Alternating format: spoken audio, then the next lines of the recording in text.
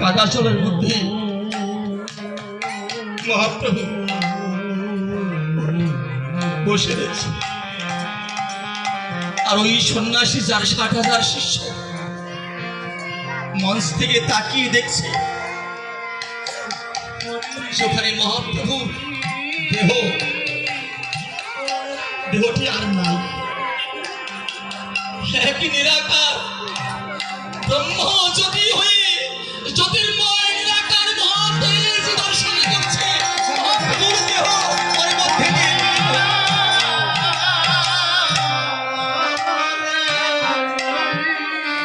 সেই নিরাকার ব্রহ্মের সাধনা করে ওরা সর্বজন সন্ন্যাসী, সেই নিরাকার ব্রহ্ম জ্যোতি ওই সন্ন্যাসী তাকিয়ে তাকিয়ে দেখছে। হঠাৎ দেখতে পারে ওই জ্যোতি বিন্দু আকারে ছোট হয়ে হয়ে, আর সেই জ্যোতিও নাই, সেই বিন্দুও নাই। ওখান যেই দেখে ওখান থেকে দ্বিভুজ মুরলীধারী শ্রীকৃষ্ণ হয়ে বাম হাতে বাঁশি নিয়ে কৃষ্ণ মূরতি হয়ে ওখানে দাঁড়িয়ে রয়েছে।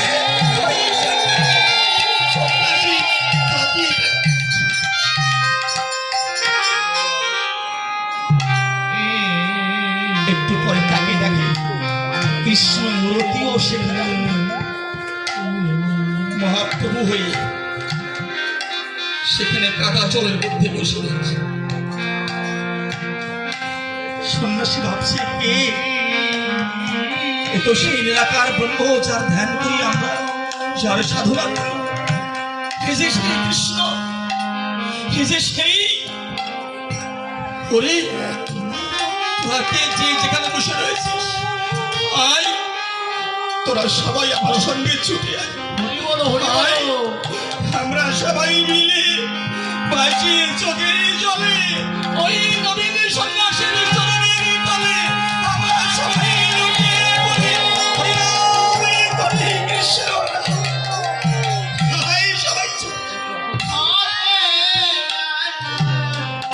সবাই সবাই ওখান থেকে নেমে গড়াতে গড়াতে মাটিতে গড়া দিতে দিতে ওই সন্ন্যাসী মহাপ্রভু গৌরসুন্দরের কাছে গিয়ে চরণে লুটিয়ে পড়েছে। মহাপ্রভুর চরণ দুখানা বুকে নিয়ে জানাই করে, প্রভু তোমায় চিনতে পারি, তুমি যে সেই কৃষ্ণ, সেই নিরাকার ব্রহ্ম মহাজ্যোতি, সেই মহামানব, আমি চিনতে আমায় ক্ষমা করে দাও, বড় অন্যায় করেছি। শোনো প্রকাশানন্দ সরস্বতী, শোনো প্রকাশানন্দ, তুমি কৃষ্ণ নাম ও প্রেমে পেলে বড় আনন্দ, তাই তোমার নাম দিলেন প্রবোধানন্দ। আজকের থেকে তোমার নাম হলো প্রবোধানন্দ। তুমি সন্ন্যাস ভেঙে দিয়ে সোজা বৃন্দাবন চলে যাও। বৃন্দাবনে গিয়ে আরিগ্রাম, সেখানে রাধাকুণ্ড শ্যামকুণ্ড হয়েছে, ওখানে গিয়ে রাধা কৃষ্ণের জীবনের মূর্তি, জীবনের মূর্তি দর্শন করো।